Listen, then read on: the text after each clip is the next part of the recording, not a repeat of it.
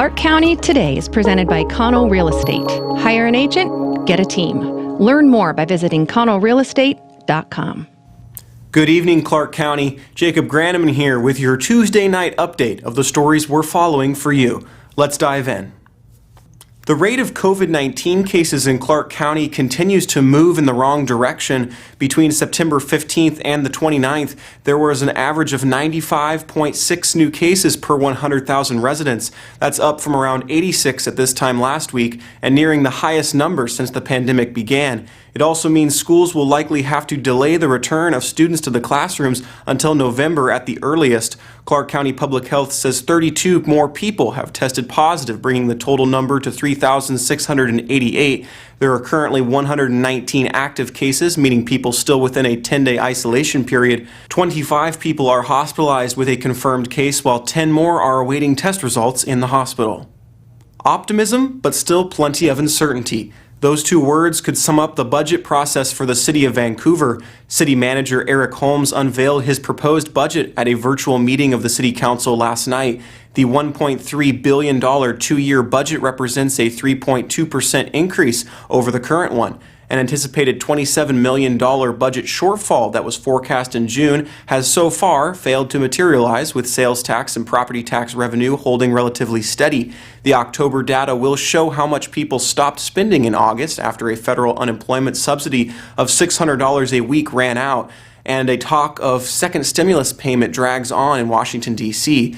There are 4 more budget work sessions scheduled. A public hearing and possible final vote is scheduled for November 16th.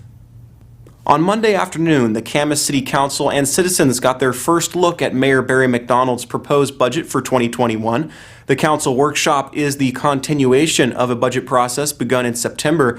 The council has until the end of the year to adopt a budget. The budget includes the 1% tax increase allowed by law in both 2021 and 2022.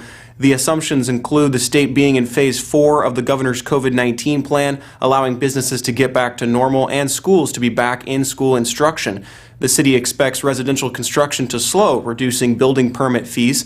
The fire departments would get a new fire engine and an ambulance, plus the city would buy a new garbage truck. City property taxes to Camas residents would increase 8.5% under the proposed budget assumptions.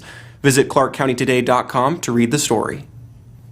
The suspect in the Vancouver police officer-involved shooting that occurred over the weekend has died in an area hospital as a result of the injuries sustained during the incident. The Clark County Medical Examiner is determining the cause of death and the positive identification of the deceased victim. On Sunday, just after 11 p.m., police were dispatched to an assault with a weapon at a residence at the Park Central Apartments in the Rose Village neighborhood. The male suspect had forced entry into the apartment and stabbed his girlfriend. Several people inside the apartment were able to get the suspect back outside, where he confronted officers. According to Vancouver police, the suspect refused police commands to drop his weapon, which resulted in 2 police officers shooting the suspect. The victims of the initial domestic violence assault were treated for their injuries and released the following day from the hospital. The 2 involved officers have been placed on critical incident leave per department protocol. The investigation is being conducted by the Southwest Washington Independent Investigation Response Team, led by the Clark County Sheriff's Office. The Clark County Saddle Club is planning a big move soon. How soon? Well, that depends on the community giving back to the club that has given so much to the community. Here's Paul Valencia with more. For years, the Clark County Saddle Club has been giving back to the community. With 4-H programs, with riding clinics, rodeo Bible camp, high school equestrian. Last month, the club set up an evacuation center for horses affected by wildfires in Oregon and Washington. Now, the club is asking for the community's help. The club is asking for donations to help move from its current location to its new location about 4 miles north. We are asking for our community support in the relocation of the Clark County Saddle Club so that we can be out here on this beautiful 40 acres. And we just wanted to share our story with everyone to let them know what we were working towards. The club is hoping its indoor arena can be built and members can start using the club at its new place by the summer of 2021. To donate, please go to clarkcountyequinefoundation.com. The Value Motel off 78th Street in Hazeldale has long been a sore point for the community. If James Casper has his way, though, that's all about to change. Ever since recovering from his own addictions, Casper has begun serving the community he loves through his sandblasting company. Now, he's been blessed with the resources to give back even more by turning the rundown motel into a recovery housing center for people who were just like him. I was a drug addict alcoholic, will always be a drug addict alcoholic, but I'm in recovery. I'll have 18 years this December 20th. I was that type that you couldn't tell anything to, and I said, I'm going to start my sandblasting company, and I was thinking this as an inmate. And I remember sitting in a cell one night, it was about 3 a.m, and I said, please God, lift the obsession from drugs and alcohol out of my life and let me employ people. And that's exactly what he's done. I thought, how do I represent my higher power, which is God? He takes me to all the places in the town that I used to haunt. And he instills something in me that is a fire that says, what can we do to clean up our own town? What can we do to give back? What can we do to help the suffering alcoholic or an addict? One side will be women and children. If they have children and they want them to live here, then they can. I know there's lots of places that if you have kids, they won't let you in. I want to put a beautiful playground out there for them. I want it to be comfortable for the parents to watch their kids in a fenced area that's the size of a football field.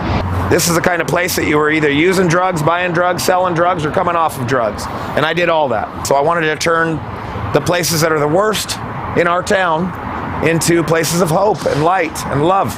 The signs will all be painted, the building, the new steel staircases, the neglect that somebody did on this building for the last 20 years. That's my job, is to bring it all back to life. And I want this place to have a cross out in the front. People, even on the freeway, they see that cross. There'll be a recovery hall here, there'll be a store here, there'll be food carts here.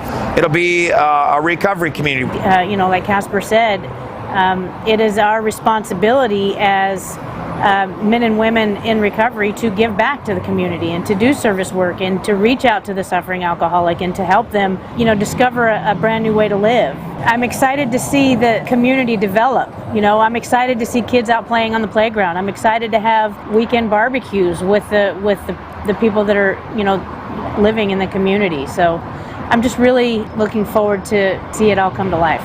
Watching people build their family back up, watching women and men get their children back, that's something that I had to go through myself in my own journey, and I know the work that I had to put into it. So getting to sit back and watch other people go through that and get their families back and build their lives is going to be the most rewarding part of it. I want to build something that this town, maybe even this state, has never seen, like what I'm bringing. The